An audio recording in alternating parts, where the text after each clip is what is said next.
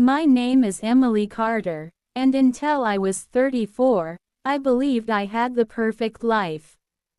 I was married to Jason Miller, the charming son of a wealthy business family in Chicago.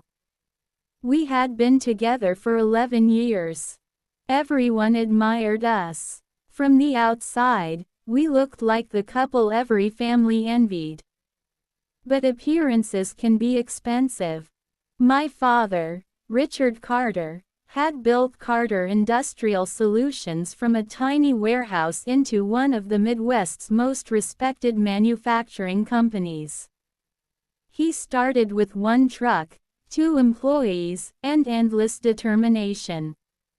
Growing up, Dad always repeated the same lesson. A business isn't made of machines. It's made of people you can trust. I never forgot those words. Ironically, trust became the one thing that almost destroyed us.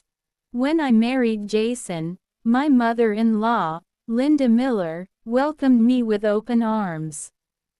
Or so I thought. She hugged me tightly during our wedding reception. "Emily, you're my daughter now. We'll always be one family." Everyone applauded. Nobody noticed the smile that never reached her eyes. A few months after the wedding, Linda started offering helpful suggestions. "Richard is getting older. Your father works too hard.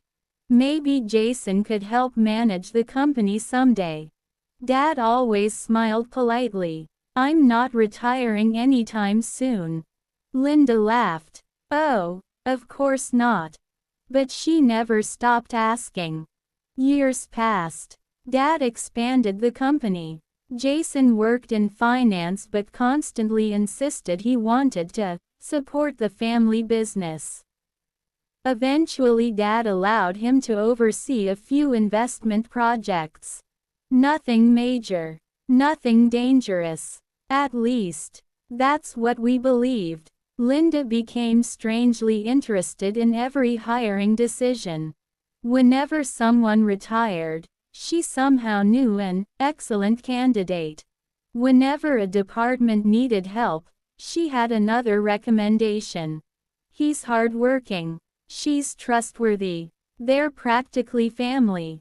Dad trusted my judgment. And because I trusted Jason, Dad trusted Linda. One by one, the new hires arrived.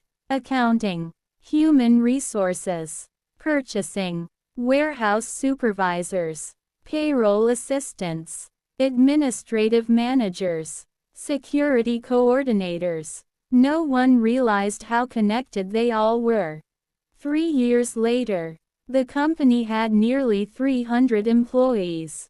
No one counted how many came through Linda's recommendations. No one except one man.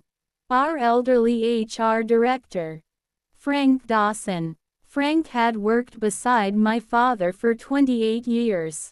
One afternoon he quietly entered Dad's office carrying a thin folder. "I think you should look at something." Dad glanced inside. Employee records, family connections, shared addresses, emergency contacts. He frowned. "What exactly am I looking at?" Frank answered carefully. "I believe 27 of our employees are connected." Dad laughed. "So, Frank didn't smile. They're all connected to Linda Miller."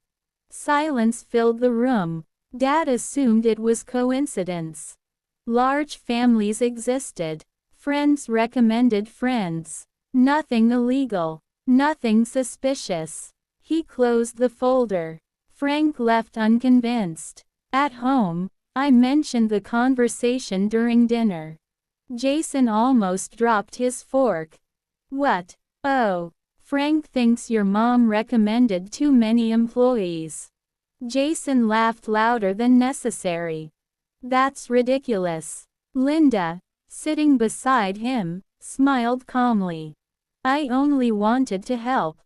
Dad apologized the next day. Frank reluctantly dropped the issue. But He secretly kept collecting information. Months later, strange things began happening. Important contracts disappeared. Confidential pricing somehow reached competitors. Payroll errors increased. Warehouse inventory never matched reports. Departments blamed each other. Dad became exhausted. Meetings turned into arguments. Longtime employees resigned without explanation. And every time someone left, another one of Linda's recommendations appeared. I started noticing something else. Whenever Dad proposed changes, certain managers already knew before meetings even began. Someone was leaking information. But who? One evening I arrived unexpectedly at company headquarters after forgetting my laptop. The building was almost empty. As I walked past the conference room, I heard voices. Linda, Jason, and several department managers. The lights were off. The door was almost closed. Then I heard Linda whisper, "Richard still thinks he controls this company." Someone laughed. Jason replied quietly, "He only owns it on paper." I froze. My heart slammed against my chest. Before I could hear another word, a chair scraped across the floor. Someone was coming toward the door. I ran down the hallway just seconds before it opened.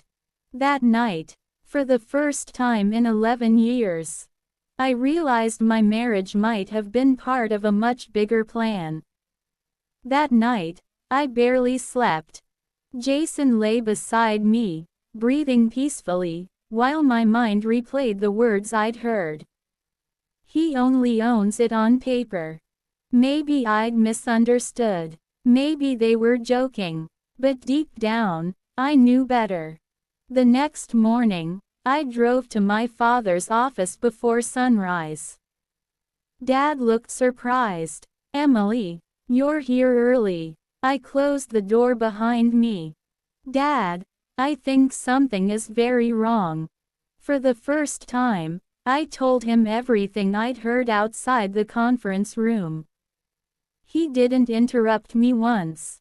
When I finished, he leaned back in his chair and stared out the window. "I've trusted Jason like a son," he said quietly.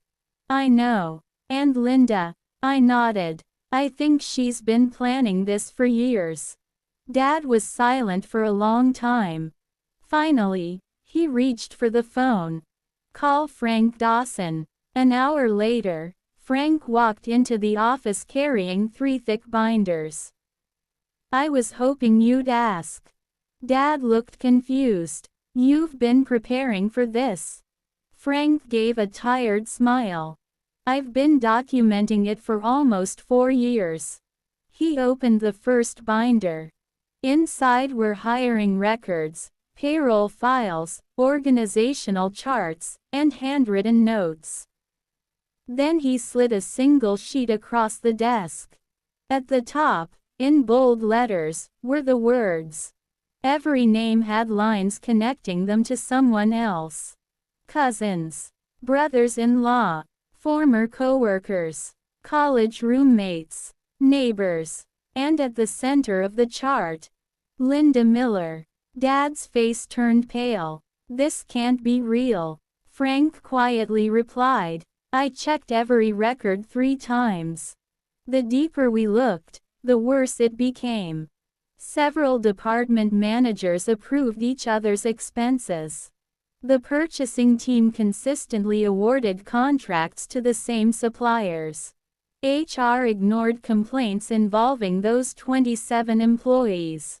Anyone who questioned them was transferred, or quietly encouraged to resign. It wasn't just favoritism. It was a network. Dad called an emergency executive meeting. Only 5 people attended. People who had been with the company since the beginning. People he trusted completely. No one else knew. "We're not accusing anyone yet," Dad said. We're gathering proof. Everyone agreed. From that moment on, the investigation became completely confidential. Over the next 3 weeks, Frank and the internal audit team worked late into the night. Emails were reviewed, invoices were checked, security logs were analyzed. One discovery shocked everyone. Someone had been accessing Dad's confidential business files after midnight. The login belonged to Jason. When Dad confronted me with the report, I felt sick. There has to be an explanation. I hope so, Dad replied. But we need facts, not hope. That evening, Jason came home unusually cheerful. He poured himself a glass of wine. Guess what? What? I think your dad is finally ready to step back. I looked at him carefully. Why would you think that? He smiled. Just a feeling. My stomach tightened. Dad hadn't told anyone about the investigation. How could Jason know anything had changed?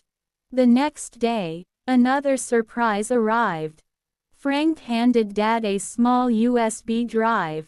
It was found behind a filing cabinet during renovations. What's on it? No idea. They plugged it into an old computer that wasn't connected to the company network. Hundreds of scanned documents appeared.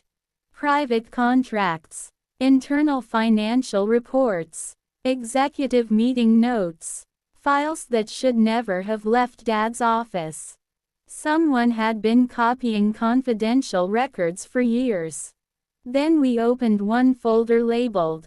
At the bottom was a spreadsheet. Its title sent chills down my spine. Dad whispered, "What does that mean?" Before anyone could answer, another file opened automatically. It contained meeting notes, and one sentence highlighted in yellow. Once Richard signs the restructuring agreement, control will shift without him realizing it. The document wasn't signed, but at the bottom, there was a familiar set of initials. Linda Miller. Dad slowly closed the laptop. His hands were shaking. "If this is genuine," he said, "my family has been living with people who were never family at all." At that exact moment, my phone buzzed. It was a text from Jason. "Mom wants everyone at her house tonight. She says it's time to celebrate some very good news." I stared at the screen. They were celebrating. Before they even knew we'd uncovered the truth.